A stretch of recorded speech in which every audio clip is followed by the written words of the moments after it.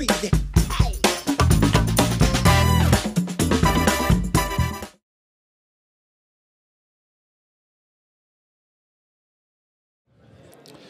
suis Jacques-Olivier Martin.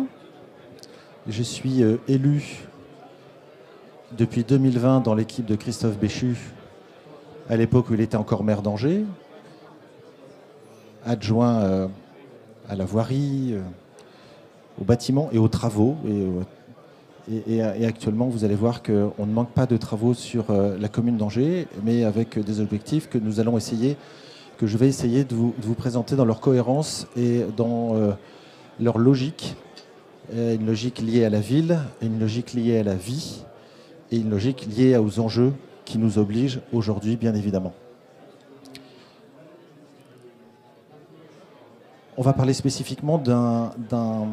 endroit en bas de la ville qui jouxte la Maine, mais avant ça, je vous propose de vous rappeler que... alors ça ne marche pas, là. Angers est juste au-dessus de la Loire, pour ceux qui l'avaient oublié, et qu'une rivière traverse la ville, la Maine, une rivière qui va du nord au sud. Et si on zoome un petit peu, il y a le cœur de ville, dont vous voyez les boulevards qui le délimitent, l'ancienne enceinte de la ville d'Angers, encore au XVIIe et XVIIIe siècle. Et je vous propose de vous emmener dans l'esplanade Cœur de Maine, c'est-à-dire ce lieu ici, qui va du château, on le devine ici, jusque là, le grand boulevard qui a été créé et qui donc ferme la ceinture de ville. Si je vous emmène par là, c'est parce que l'histoire récente d'Angers a fait que le présupposé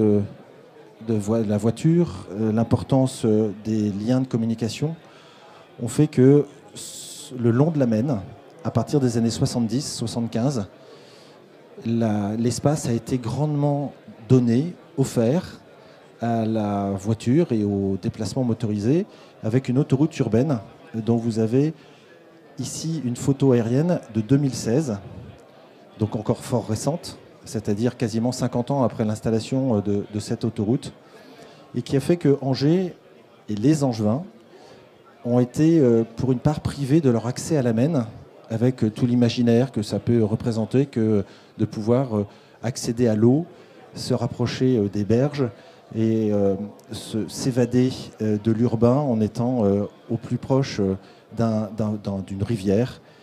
qui connecte au fleuve si proche, la Loire. Et vous imaginez bien que dans ce cadre-là, il y a une logique, comme dans beaucoup d'autres villes, à retrouver l'accès aux berges, à retrouver l'accès à l'eau, à retrouver l'accès à la naturalité, qui sont des aspirations qui sont montées à partir des années 2000. Je ne manquerai pas d'humilité, évidemment, en disant que ça ne s'est pas passé qu'à Angers et qu'il y a de grandes métropoles, grandes villes qui ont eu le même chemin. Et je vous propose aujourd'hui de faire un focus sur Angers, d'abord parce que je suis intimement persuadé que c'est quand même la plus belle ville de France. Vous me permettrez de le placer à un moment donné quand même. Mais que plus sérieusement, et à l'invitation des organisateurs, on va vous proposer de vous témoigner du chemin que nous avons fait, du chemin même qui a été fait sur différentes équipes municipales, Christophe Béchu ayant reconquis la ville après 37 années d'une même équipe, mais qui avait déjà, cette équipe-là, réfléchi dans les années 2010-2014 à la façon de reconnecter la ville et la vie avec la Maine, avec la rivière, et puis évidemment avec l'arrivée en 2014,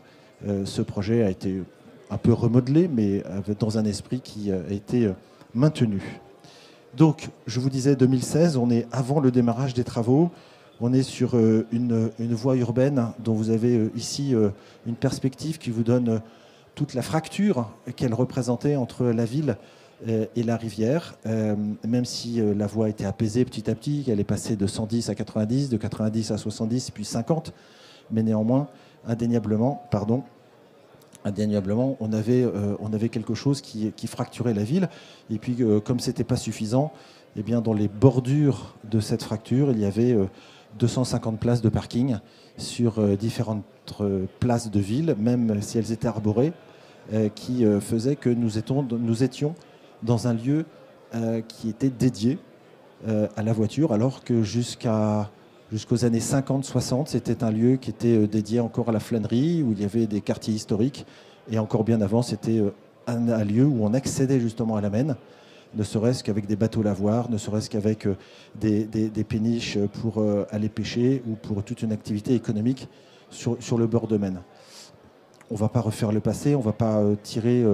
avec nos yeux d'aujourd'hui des conclusions et des jugements de valeur sur les choix qui ont été faits il y a 50, 60, 70 ans. Mais avec nos yeux d'aujourd'hui, on sait bien, nous tous qui sommes là, qu'on ne peut plus rester avec ces schémas de ville et que si tant est que l'urbanité, la façon de vivre la ville s'impose à nous et que nous devons la maintenir dans sa logique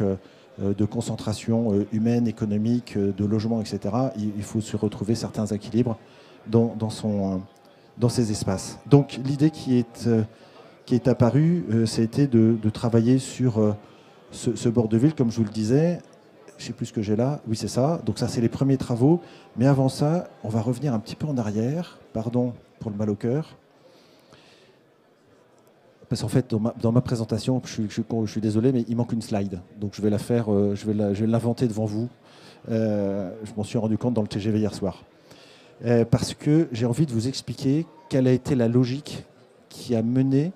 aux travaux qui sont en cours, avec les premières phases qui sont finies, des phases qui sont en cours et des phases qui vont se terminer dans 2 ans. Ceux qui ont le plus grand sens de l'orientation ont pu remarquer que l'autoroute, elle est donc là, que la fameuse esplanade Cœur de Maine, et ce que je vous montrais juste avant, se situe ici, mais qu'entre le château de la ville d'Angers qui est là et le bord de ce quartier urbanisé qui était un peu ce triangle qui est là, qui a été un peu, pas abandonné, mais qui avait été pas encore suffisamment repensé